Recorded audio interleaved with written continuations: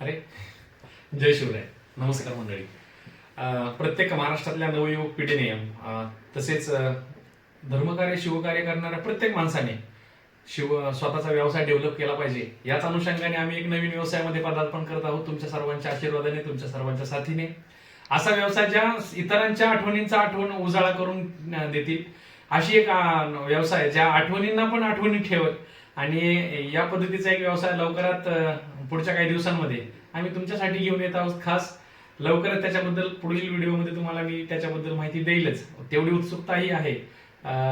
तर भेटूयात नवीन व्यवसायामध्ये, ज्या व्यवसायाची सुरुवात येणाऱ्या काही दिवसांमध्ये आतुरता आहेच कमिंग सून नवीन व्यवसायाची.